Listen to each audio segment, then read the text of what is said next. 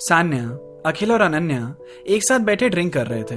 गीतिका उनसे थोड़ी दूर सोफे पे बैठी थी और अपना फोन यूज कर रही थी। एक नजर अखिल की तरफ देखती और फिर वापस से अपने फोन में। उसे अच्छा नहीं लग रहा था जब अनन्या अखिल से बात कर रही थी, उसे छू रही थी, उसकी बातों पर हंस रही थी। अखिल को तो गीतिका के साथ होना चाहिए था अभी, पर एक बार भी उसने गीतिका को अपने पास बुलाया भी नहीं।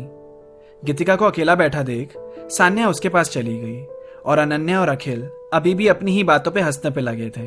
अनन्या ने अखिल से पूछा, सो गीतिका और सान्या को कैसे जानते हो तुम? अखिल ने बोला, इंटरेस्टिंग स्टोरी है। बिलिंग काउंटर पे जब मैं लाइन में खड़ा था तो गीतिका मेरे आगे थी। स्टोर यूपीआई पेमेंट्स एक्सेप्ट नहीं कर रहा था तो उसने मुझसे पूछा if I can help, if मेरे पास एक्स्ट्रा कैश है और वो अभी मुझे यूपीआई कर देगी।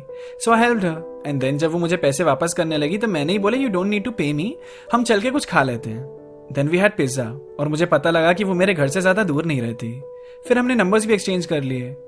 आई डोंट रिमेंबर कि क्यों किए थे, शायद हाँ याद आया, उसने बोला कि अभी भी उसके ऊपर मेरे 50 रुपए उधार हैं पिज्जा के बाद भी। तो मैंने बोला कोई बात नहीं, पर उसी ने इंसिस्ट किया कि कभी नेक्स्ट टाइम मिलेंगे तो पूरे हो जाएंगे। और फिर रात के 12 बजे मेरे पास उसका टेक्स्ट आया जिसमें लिखा था I had a great time today. और सच्ची बताऊं, मैं रात तक भूल भी गया था उसके बारे में कि आज मेरे साथ कुछ ऐसा भी हुआ था। आधे घंटे के लिए मिले थे हम। पहले तो मुझे थोड़ा अजीब लगा, पर मैंने भी कह दिया कि या मुझे भी अच्छा लगा तुमसे मिलकर। और फिर उसने अपने घर पे मुझे डिनर के लिए इनवाइट कर दिया। मैं मना नहीं कर पाया और अच्छा हुआ मैंने मना नहीं किया क्योंकि बिरयानी बहुत टेस्टी थी। वही मैं सान्या से भी मिला था और फिर उसी ने मुझे इस पार्टी के लिए पूछा। और आई लव पार्टीज, पार्टीज के लिए तो मैं कभी ना नहीं बोलता और इसलिए भी अब तुम्हारे सामने बैठा हूं। मना कर देता तो हम साथ में ड्रिंक नहीं कर रहे होते। अनन्या ने अखिल को स्माइल दी और कहा, इस स्टोरी से तो यही समझ आ रहा है that Geetika is totally into you. ना, हम लोग बस अभी फ्रेंड्स बने हैं, तो आई डोंट थिंक सो। फिर अनन्या ने अपना हैंडबैग अखिल को रखने के लिए दे दिया जब तक वो वॉशरूम से आती है और अखिल वही हैंडबैग लेके पूरी पार्टी में घूम रहा था। कुछ और नए लोगों से कनेक्ट करने की कोशिश कर रहा था। फिर वो जाकर वहां बैठ गया जहां सान्या और गीतिका बैठे थे। अखिल ने कहा, क्या गीतिका इतनी बोरिंग बन के बैठी हुई है और अनन्या से क्या प्रॉब्लम है तुम्हारी? इतनी सही लड़की तो है, चलो हमारे साथ ही बैठो आके। सान्या ने बोला, छोड़ो अखिल, ये नहीं आएगी। और तुम ये लेडीज बैग लेकर क्यों घूम रहे हो? अखिल ने कहा, ये तो अनन्या का है। और तभी उसे सामने से अनन्या आती हुई दिखी और वो उसके पास चला गया। फिर गीतिका ने सान्या से कहा, क्यों बुलाया तूने अखिल को पार्टी में? अनन्या के साथ ही चिपका हुआ है वो। सान्या ने बोला, तेरी ही गलती है। जब तू बोरिंग बन के एक ही जगह बैठी रहेगी तो कौन आएगा तेरे पास? जब डांस करेंगे ना सब, एटलीस्ट तब तो सबके साथ डांस कर लियो। वो तो तुझे पसंद है ना। फिर बर्थडे बॉय का केक कटने का टाइम हो गया। सब इकट्ठा हुए। अखिल ने अभी भी अनन्या का बैग अपने पास ही रखा हुआ था। गीतिका अखिल के लेफ्ट साइड में थी और उसके लेफ्ट साइड में सान्या खड़ी थी और अखिल के राइट में अनन्या। अखिल जब कुछ भी कमेंट कर रहा था तो वह अनन्या के कान में कहता और दोनों हंसने लगते। फिर जब गीतिका ने पूछा, हमें भी बता दो क्या बात है, हम भी हंस लेंगे, तो अखिल ने बोला, अरे कुछ नहीं, तुम्हें समझ नहीं आएगा। वो अभी जो हमारी बात हुई थी ना, उससे रिलेटेड कुछ था। फिर केक कटा और सबने हर्ष को बर्थडे विश किया। फिर म्यूजिक बजा, सब पी के टून थे ही, बीट्स पे नाचने लगे। सान्या ने गीतिका को अखिल की तरफ पुश किया। अखिल गीतिका से बात करते करते कुछ हल्के हल्के स्टेप्स कर रहा था।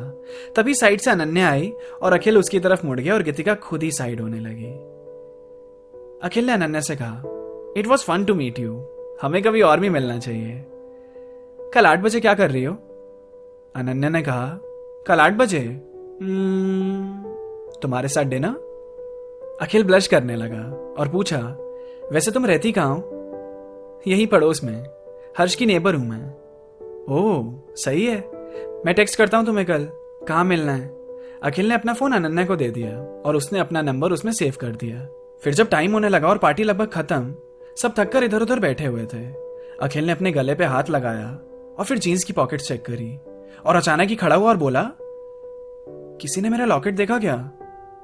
सिल्वर कलर का है, मैंने उतार के अपनी पॉकेट में ही रखा था, शायद डांस करते वक्त इधर उधर गिर गया होगा। वहां से हर्ष की आवाज आई, चिल ब्रो, लॉकेट ही था ना? उसके साथ अनन्या ने बोला, हाँ लॉकेट ही तो था, उसके लिए परेशान क्यों होना, फिर ले लेना, चलो मैं दिला दूंगी, वो भी ब्रांडेड।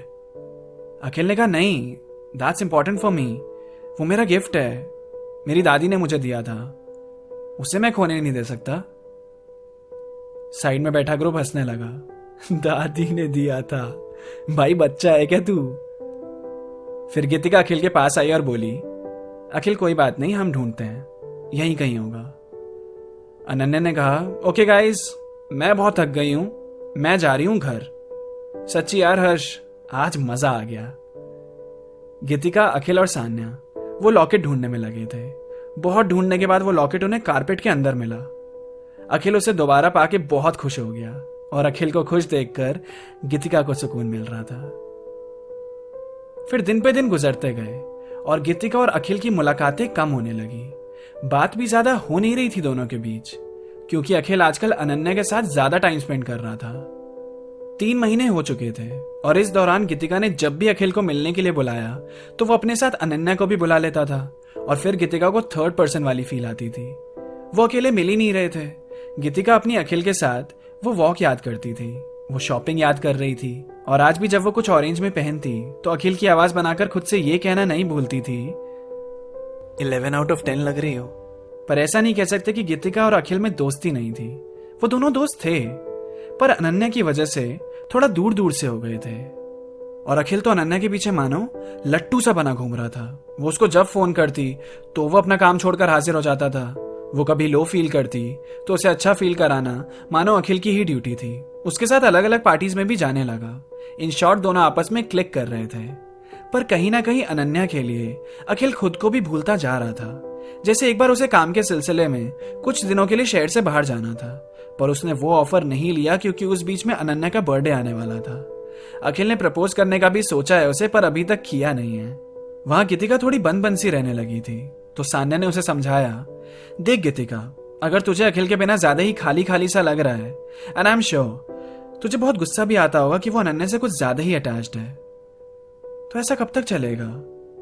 कोई स्टेप तो ले, या तो शुरू कर या खत्म कर। इस डर के कारण कि वो मुझसे छूट जाएगा तो इस हालत में नहीं रह सकती।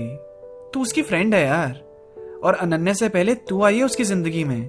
तू परमानेंट है, बाकी सारे टेम्पररी। उसे बता कि तुझे अच्छा नहीं लगता कि वो अनन्या के साथ रहता है, और उसे पता है कि तुझे अनन्या पसंद नहीं है, वो फिर भी तेरे सामने बार बार उसको ले आता है। क्या मतलब है इसका? गीतिका ने सान्या से कहा, कह तो तू ठीक रही है, मुझे बात करनी चाहिए। 3 महीने हो गए हैं और मैं बीच में फंसी हुई हूं कहीं। अब सच में या तो कुछ शुरू होगा या तो सब खत्म होगा। गीतिका ने अखिल को कॉल किया और उसे वहीं गैलेक्सी अपार्टमेंट के पास वाले पार्क में बुलाया। अखिल पहुंचा और बोला, हाँ बताओ, क्या बात थी? मुझे ऐसे क्यों बुलाया? अकेले? गीतिका ने कहा, तुमसे बात करनी थी और आजकल तो तुम मिलते भी नहीं हो। सी यू नो वेरी वेल कि अनन्या मुझे पसंद नहीं है। मुझे उसे देखकर ही गुस्सा आता है, और अब तो तुम ही उसके साथ इतना टाइम स्पेंड करने लगे हो कि मुझे क्या बोलूं। सी, आई जस्ट नीड टू से कि अगर हम फ्रेंड्स हैं और अगर तुम ये फ्रेंडशिप रखना चाहते हो तो प्लीज तुम अनन्या से मिलना छोड़ दो, क्योंकि मैं ऐसे नहीं रह सकती। यू हैव टू चूज अखिल, मैं या अनन्या। अखिल गीतिका को देखता रहा, एक सोच में पड़ गया। अब क्या जवाब देगा वो? इसका जवाब मिलेगा नेक्स्ट एपिसोड में। तो मिलते हैं। Keep listening stories with Abhash Jha. अगर आपको मेरी कहानियां सुनना पसंद है तो मेरे गाने भी आपको बहुत पसंद आएंगे। मेरे सॉन्ग सुनने के लिए आप स्पॉटिफाई पर सर्च कर सकते हैं मेरा नाम आभाष झा। मेरी आर्टिस्ट प्रोफाइल पे टैप करके सुनो मेरे लेटेस्ट सॉन्ग्स, आपको जरूर पसंद आएंगे।